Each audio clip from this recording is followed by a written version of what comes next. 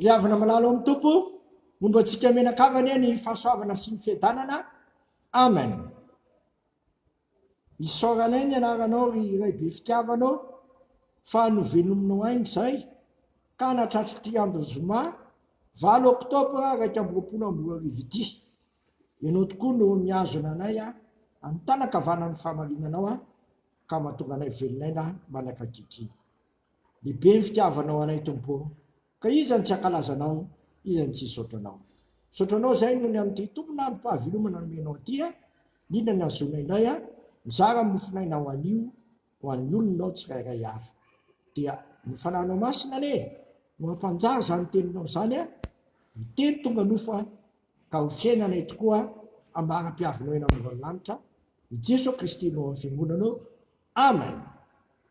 Ny anjara mofonaina ho antsika anio, dia Korintiana voalohany 1:12, 17 ka hatramin'ny 5:30. Korintiana voalohany 1:12, 17 ka hatramin'ny 5:30 vaky toy izao zany amin'ny anaran'i Jesosy. Fa izao efa nandray tamin'ny tompo izay natolotra anareo kosa, fa Jesosy tompo tamin'ny alin'iny izay namadihana azy, dia nanay mofo, ary efa nisaotra izy dia novakiny ka hoy izy: ity ny tenako ho anareo, zao natao fahatsirovana.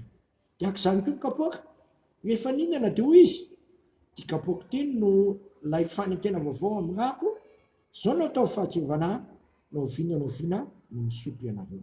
Fa naoviana ianareo no mihinana itony mofo tony sy misotro amin'ny kapoaka, dia manambara ny fahafatesan'ny tompo ianareo mandra-piavina. Koa nazovy ny mihinana ny mofo sy misotro amin'ny kapoaka amin'ny tompo amin'ny fanahy tsy mendrika, dia meloka ny amin'ny tena sy ny rano tompo izy.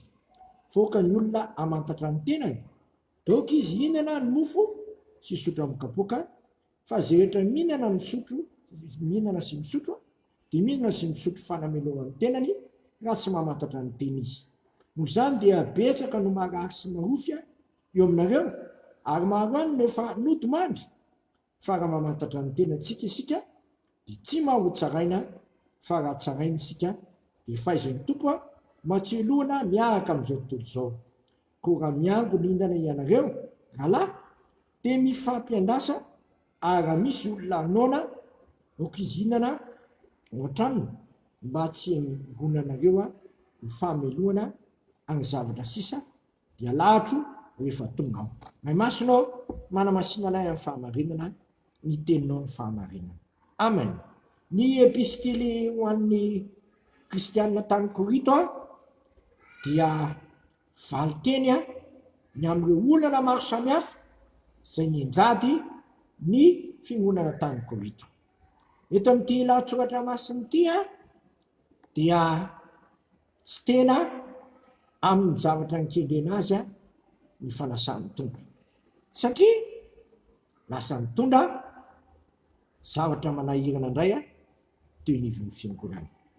Ny fanasan'ny tompo ary izay nanendren'ny tompo azy dia entina hamono sy handevonana ny fahatsoko sy ny fahatsoanao, mahatonga antsika ho masina sady tsy misy tsiny eo anatrehan'Andriamanitra isika.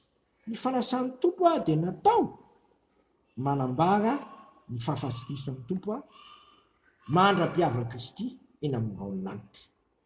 Manambara ny fahafatesan'ny tompo ny fanasan'ny tompo. Kanefa fantatsika tsara ny antony nahafatesan'i Kristy, dia noho ny fahotantsika natao maty mihitsy izy, satria izay no fanazavana ny havantsika katolika azy, nentiny teo amin'ny tenany masina ny fahotako sy ny fahotany izao tontolo izao. Voaomy niaraka tamin'i Kristy teo amin'ny hazo fijaliana, izaso ianao sy izao tontolo izao, natao maty mihitsy Kristy noho ny fahotantsika. Efa maty Kristy noho ny fahotantsika, ary tsy maty tao intsony izy, fa nitsangako velona mandrakizay, ary manana ny fanalahidy amin'ny fahafatesana sy ny fiainantsika. Akora nefa ny olona mandray fanasan'ny tompo fa mbola miaina ao anatiny fahafatesana. Ny fahotana dia mitondra amin'ny fanamelohana, amin'ny fanameloana mitondra amin'ny fahafatesana. Eto dia mbara ny Paoly mazava tsara fa tsy mety mihinana sy misotro ny fanasany tompo amin'ny fanahy tsy mendrika. Noho izany mila mamantatra ny tena isika, ny tena voalaza eto ankoatra ny tenanao sy ny tsirairay avy dia le tena ny fiangonana mantsy tena ny Kristy etỳ tany.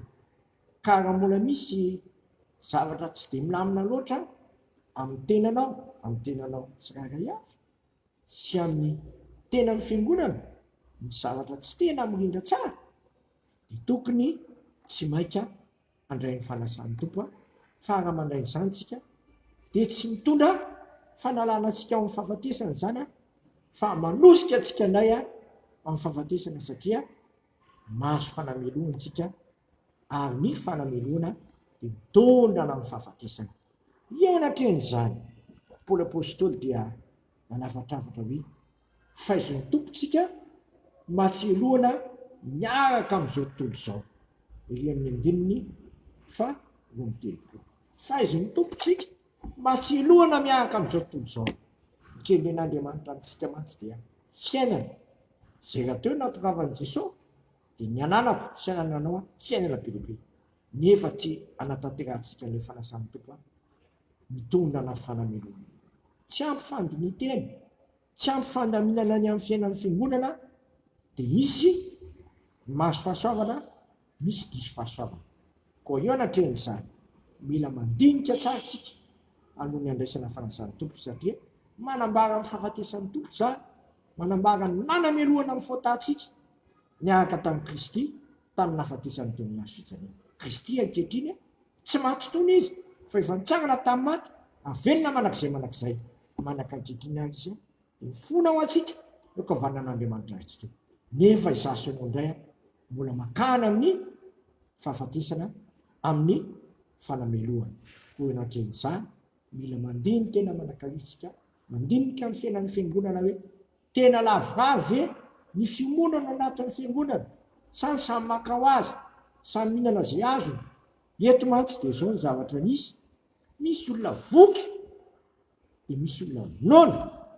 Moatsy zany va ny zava-misy eo anivon'ny fiarahamonina sy ny fiainan'ny fiangonana. Misy olona tena manan-katao mihitsy ary marary mihitsy ary vokatry ny arenananana.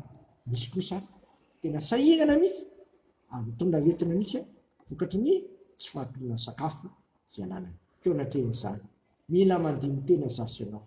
Hoana ny fandaminantsika ny amin'ny fiainan'ny fiangonana.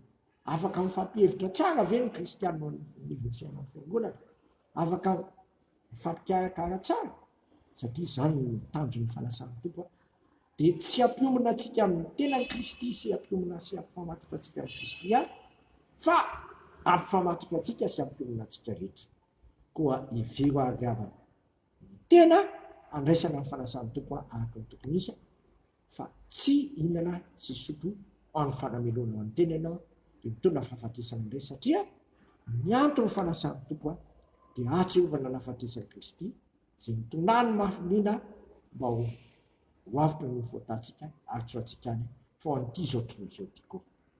Misotranao izay raha eo fa sitraka hatramin'ny voalohany tamin'ny nanorenanao ny fanasan'ny tompo mitondra anay ho amin'ny fiainana ary nanaisoranao anay tao anatin'ny fahafatesana. Ahatsiarovana ny nahafatesana ny zanako mantsy izany fanasan'ny tompo izany mba andevonana sy hamonoana ny fotanay sy fotan'ity zao tontolo izao ty sy niara voaomby tamin'i Kristy teo amin'ny hazo fijaliana. Kanefa etsakila amin'ilay izay dia mampandroso ny vokatry ny fotany, vokany tondra fanameloana anay ny fandraisana fanasan'ny tompo fa tsy mampandroso anay akory. Teo anatrehan'izany tompo ampandiniteny izay ny amin'ny fiainana tsirairay avy, tena amin'ny fiainan'ny fiangonana tena mandroso amin'ny fifanomezan-tanana sy fifanohanana tokoa ve zay anivon'ny fiangonana sa samy maka ho azy zay fiainan'izao tontolo izao tianao zay anana fiombonana tsy aminao ihany fa fiombonana aminay sy zay dia tanteraka aminay tokoa ny tenao hoe tsy afo zay fa tena raha ihany ao aminao. dia sitraka ny ary hivavaka hoe anay zay miandany masina ny anaranao mitonga ny fanjakanao atao any ny sitraponao ity atany tahaka ny an-danitra hoe ny aniny alina sahazo anay ary mamela ny elokay tahaka na melanay zay moka taminay aza mitondra anay amin'ny fakapanahy fa manafanay amin'ny ratsy manao ny fanjakana sy ny hery ary voninahitra manakizay amen. Tanterahan'ny tompo amintsika anie zotodrano zay tononona amin'ny anaranay zanak'arifana masina izao ko fandraisy ianareo tahaka ny nandraisan'ny Kristy ianareo koa ho voninahitra Andriamanitra fa Andriamanitra ny faharetana sy finoana ane ampiraha hevitra anareo araka ny Kristy Jesosy mba ho saina ray sy vavy ray mirahanareo mankalaza an'Andriamanitra rain'i Jesosy Kristy amintsika koa miraisa fo ampandroso ny finoana ny filazantsara ahoaka mantatra ny tenysika vohinana sosotro ny fanasana tompo. Voninahitra ny eo an'Andriamanitra reny any amin'ny anaran'ny Ray sy ny Zanaka ary ny fanahy masina. Amen.